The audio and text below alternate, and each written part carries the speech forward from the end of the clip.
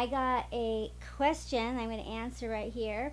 It's, dear evening, it seems like the narcissist always hits you with something at the worst possible time. My ex-partner finally discarded me right when I had just been discharged from the hospital. But before that, he would always pick events like graduations and important birthdays for my kids. Me too. I had just been discharged from the hospital, and it was our 10th anniversary, and he surprised me. So I got discharged from the hospital.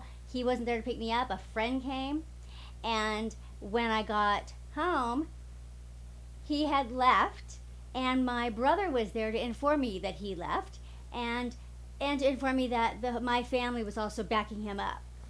It was just outrageous. And I realized, as I thought about it, that this was true for subsequent things as well.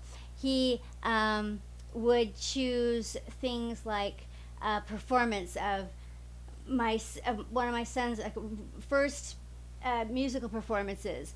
He used that to launch a conflict with me and launch what turned into a year-long, very destructive custody battle. And the reason that I believe that they did that was because it was just a way of making the emotional impact on me that much worse, that much harsher, that much more profound.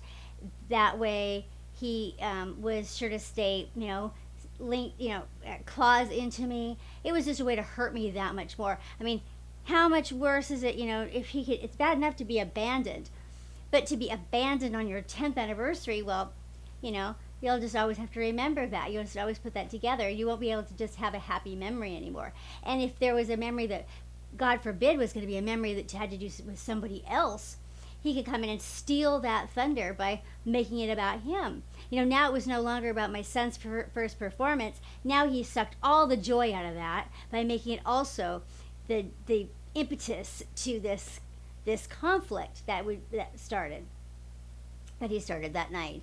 And there were a lot of things with my kids also that he just undermined, like things that were the beginning of high school, like the ending of eighth grade graduation and the beginning of high school, which was a big transitional time. And I made a big deal out of, let's just keep everything status quo, keep everything calm, because this is a big moment for my son to be making that big change, that big move. And he made that so that was like the smallest of multiple changes that he made right away. He, against court orders, moved houses, moved him into his girlfriend's house, got rid of their house, changed his school, made all these big changes, launched this custody fight with me, so that now it wasn't about my son's big transition. That was not the smallest thing in a bunch of other things that were happening, and his needs and his thing was not even on the radar screen as being important.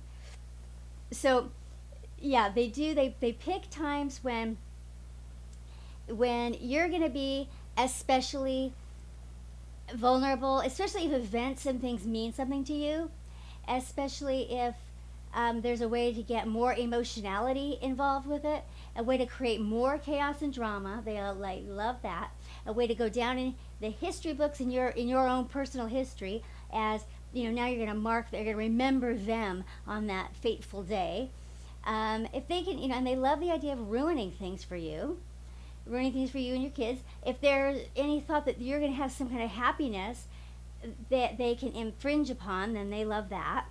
They're basically just joy destroyers. They want to just take any kind of joy that they can, and they're limelight seekers. And so, anything they can do to make you feel worse, to get more attention, to ruin anything that might be for you or your children, something, a good and positive and happy memory, that they can now just hold that memory hostage and take it over. They love to do that. And so, this is the only reason I can even think of. The rest of us might, in fact, even try to avoid that. The rest of us might think, even if we were, really like knew a breakup was on the horizon, we might avoid it for a couple of weeks just so it didn't fall right at our 10th anniversary. I know I would. So anyway, that's it. It's just one of the things that they do because they're narcissists and they don't care about you, and it's just their world and you're just living in it. Okay, thanks a lot, you guys. Bye-bye.